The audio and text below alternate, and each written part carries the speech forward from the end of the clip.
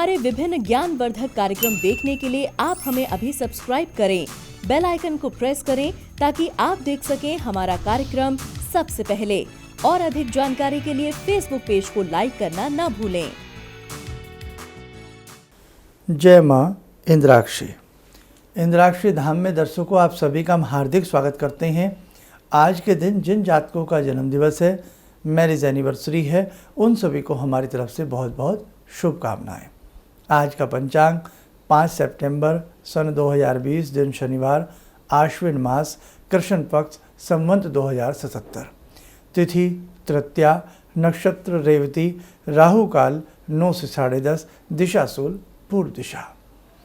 आज हम बात करते हैं जिन की अकाल मृत्यु होती है या जिनको तिथि पता ना हो कि हमारे जो पूर्वज हैं या हमारे जो भी घर से बिछड़े हैं, हमारे पिता माँ या जो भी, उनकी तिथि कई बार हम भूल जाते हैं और हम भ्रमित हो जाते हैं कि उनका श्राद्ध हम कब करें।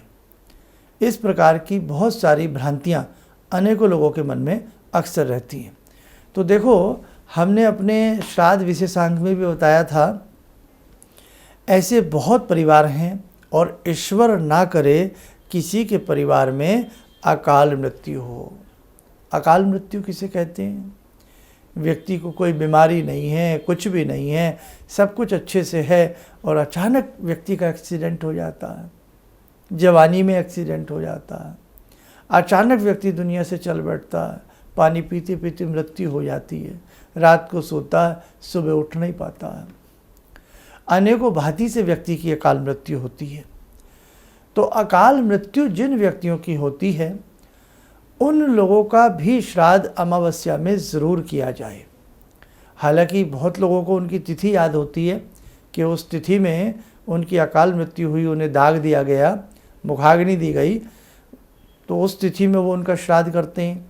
लेकिन उस तिथि के साथ साथ अकाल मृत्यु वालों के लिए अमावस्या के दिन भी, चाहे आप उनके नाम से सूखा राशन, कोई भी उनके नाम से दान पुण्य आप ज़रूर करिए। और यदि आपको तिथि पता नहीं है तो सबसे अच्छा है कि अमावस्या के दिन ज़रूर करिए उनके नाम से श्राद्ध। दूसरी बात, अब ये बात तो हुई अकाल मृत्यु वालों के लिए। एक वो भी होते हैं जिनकी तिथि हमें याद रह पाती।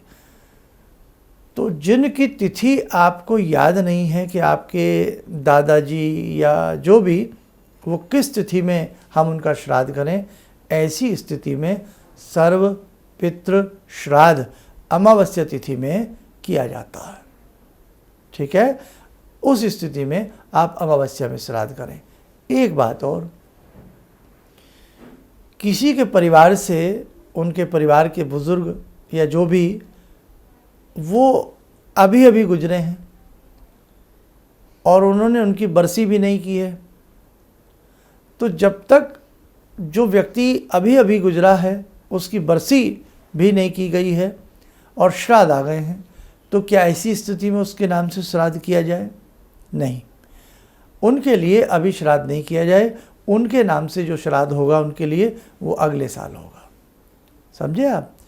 और वैसे भी जब किसी व्यक्ति को दाग दिया जाता है, उसका जो पहला श्राद्ध छोड़ करके अगला श्राद्ध किया जाता है। ख़ास तौर से तो बरसी वाली बात मन में रखी जाती है, लेकिन एक साल छोड़ ही दिया जाए तो ज़्यादा अच्छा रहता है। ये मैं बिल्कुल आपको साधारण तौर से ये सारी बातें समझा रहा हूँ। ये विशेषांक बहुत गंभीर हैं। भगवान न करे किसी से किसी का बिछोह हो जाए। देखो, मैं तो अपने हर एपिसोड में कहता हूँ, संसार की सारी दौलतें आपको बार बार नसीब हो सकती हैं। संसार के सारे सुख, 56 भोग आपको अनेकों बार प्राप्त हो सकते हैं, लेकिन जो हमारे परिवार से बिछड़ गया है, हमारे माता पिता या जो भी, वो हमें दोबारा नहीं मिलते हैं। इसीलिए अपने परिजनों के प्रति हमारे मन में पूर्ण श्रद्धा होनी चाहिए, आज भी और बाद में भी।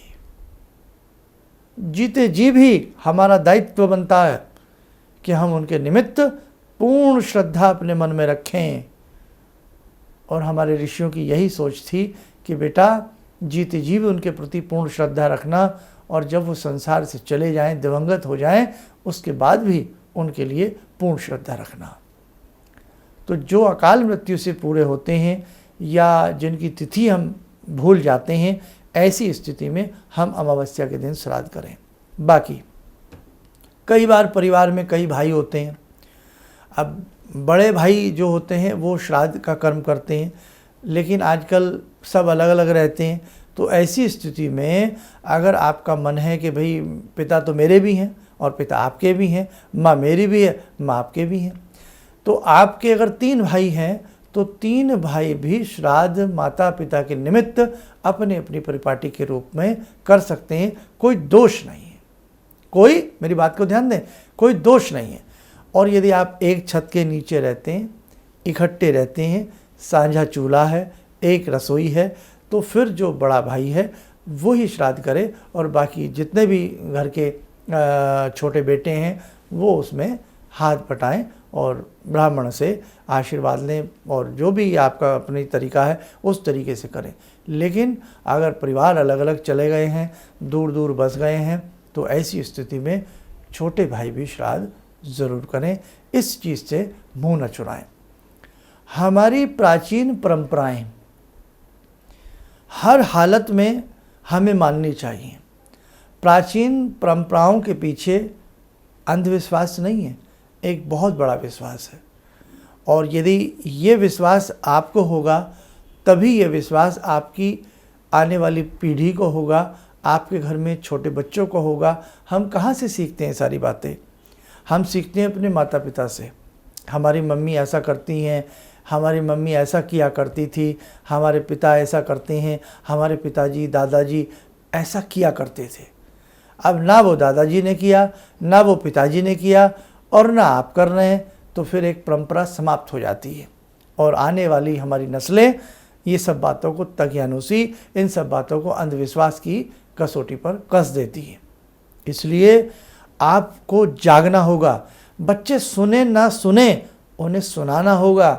अपनी परंपराओं, अपने रीति रिवाजों के बारे में उन्हें जागरूक करना होगा। जिस व्यक्ति ने अपने धर्म से प्रेम नहीं किया, वो व्यक्ति अपने परिवार से भी प्रेम नहीं कर सकता। सर्वोपरि हमारा धर्म है, ठीक है। अच्छा धर्म होगा तभी शुभ कर्म होगा, शुभ कर्म होगा तो अच्छा फल की प्राप्ति होगी। भाग्य क्या है? भाग्य किसी उड़ती चिड़िया का नाम नहीं है। भाग्य कहाँ से पैदा होता है? अगर मैं पूछूं कि भाग्य की कोई फैक्ट्री है, भाग्य का कोई कारखाना है, भाग्य कहीं बाजार में मिलता है 100-200 रुपया किलो? नहीं मिलता। भाग्य क्या है? भाग्य कहाँ से आता है? भाग्य कैसे बनता है? आज से भाग्य का ही निर्माण होता है। नहीं समझे? आज से आने वाला कल सुधरेगा। आने वाले कल से आज नहीं सुधर सकता।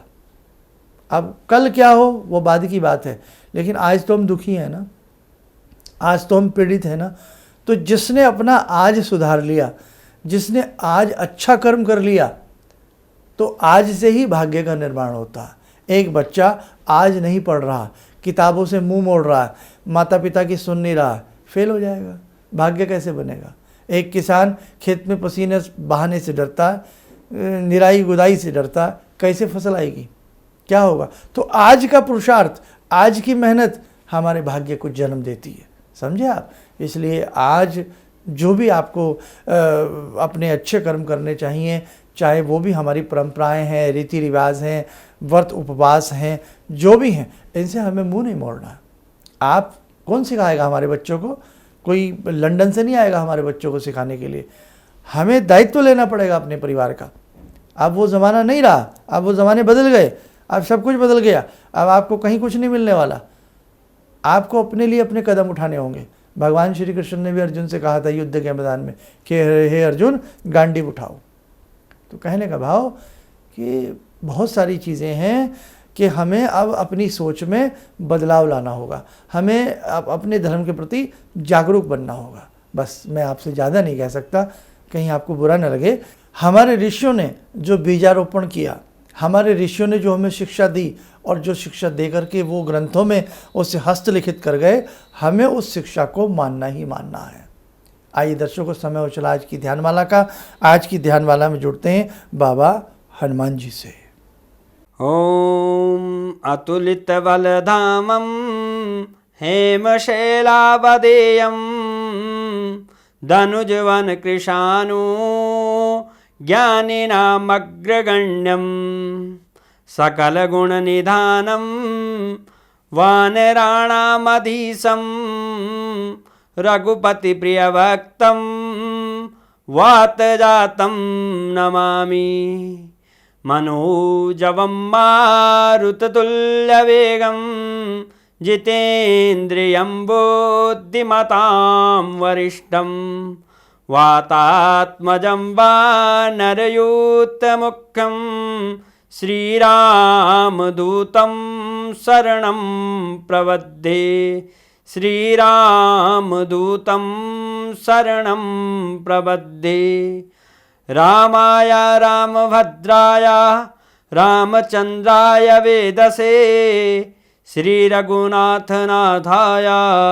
सीताया पतये नमः। श्री हनुमंताय नमः। कवच बना लें, ध्यान रखें, हनुमान जी का आशीर्वाद हम सबके ऊपर बरस रहा है।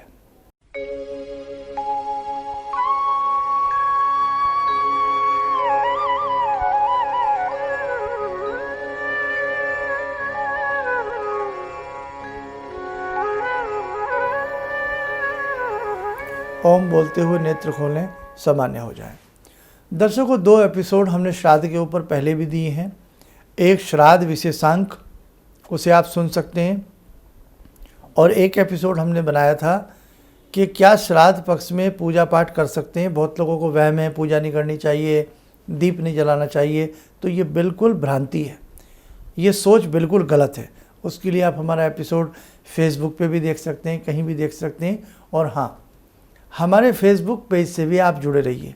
हमारे 2 चैनल हैं, एक चैनल जो आप देख रहे हैं प्रोफेसर धर्मेंद्र शर्मा के नाम से है, और एक चैनल हमारा श्री इंद्राक्षी धाम। दोनों चैनलों से जुड़े रहिए। भविष्य में दोनों चैनलों से और फेसबुक पेज से आपको बहुत कुछ मैटर मिलने वाला है। बस आप यूं ही प्रेम के संग हमारे साथ जुड़े रहिएगा, और हमसे जो भी होगा हम आपको समय समय पर गाइड करते रहेंगे, आपको हम बताते रहेंगे। अभी व्यक्तिगत अपॉइंटमेंट हमने शुरू नहीं की हैं, बहुत शीघ्र हम शुरू कर देंगे।